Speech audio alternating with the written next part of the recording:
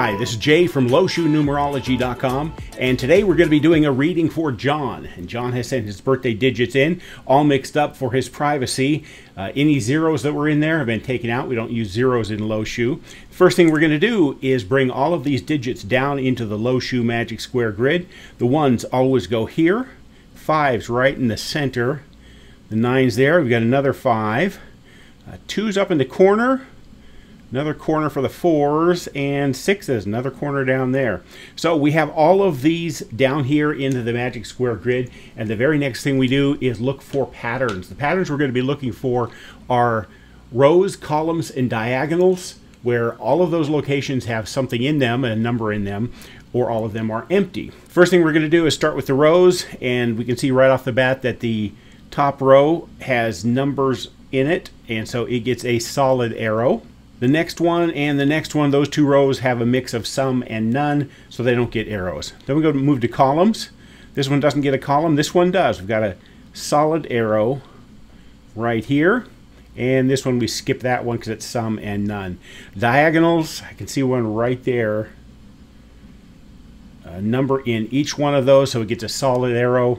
And then this one here is a mix of some and none, so no arrows for that one. We've got 3 arrows though, and the next thing we do is we look for all of the locations in the grid that have multiple digits. And we've got one only, and it's right there in the center for the fives. So we have all of the patterns that we need found. So the next thing we do is get the cards out. I'm going to go through the Lo Shu deck, John, and pull out the cards we need for your reading, and we'll be right back with that.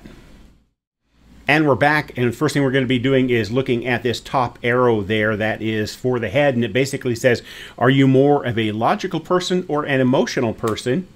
And the positive head means that you are more of a logical person. Now, you're not a complete Mr. Spock, but when you make decisions, you tend to think logically rather than emotionally, which means sometimes that problems that block others aren't a problem for you at all. You're able to come up with solutions that others don't even see. So logical thinker there. The next one we are looking at is the center arrow down here, and that is for will or passion. Do you move with intention or do you tend to drift? And this tells me, the plus tells me that you move with intention. It means that when you're working on something, you have a passion for that. Most people can do well and kind of have a passion for things that they really like. You're different in that even if it's something that you don't really like, you can kind of generate a passion for that because you know it needs to get done and you're willing to jump in and do that. So you're able to create kind of an internal passion for getting this done, whatever it is, in the right way. The next arrow we're looking at is this diagonal arrow, and that is for spiritual. Are you more of a spiritual or more of a skeptical person?